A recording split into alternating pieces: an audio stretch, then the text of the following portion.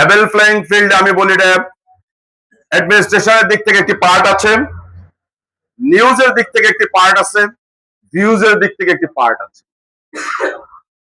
Administration, news and views সবগুলোকে যদি আমরা কমপ্লাই করি, একটি একসাথ করি এবং সেখানে যদি আপনি ইনসাফ করতে পারেন, আমি ইনসাফ করতে পারি, সেটাই হবে লেভেল প্লেইং ফিল্ড।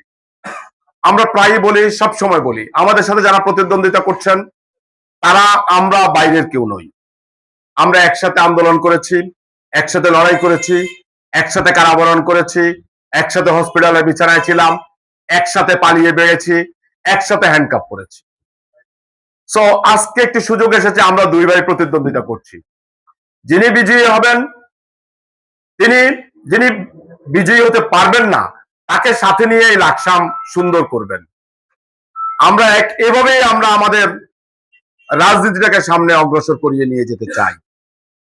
আমরা অগ্রসর করে নিতে চাই, একটি প্রস্তাবনা আজকে আপনাদের মাধ্যমে দিয়ে যেতে চাই যে এত নির্বাচনী সমাবেশের কোনো প্রয়োজন নেই। নির্বাচনী সমাবেশে দুই প্রার্থী একসাথে এক মঞ্চে উঠবে, দুই প্রার্থী যার যার ইশতেহার বলে চলে আসবে, জনগণ বিবেচনা করে যাকে সমর্থন দিবে তিনি আগামী দিনে প্রতিনিধিত্ব করবেন এবং তার অন্যতম সহযোগী হিসাবে যিনি ওভারকাম করতে পারবেন না তিনি হবেন তার প্রধান সহযোগী।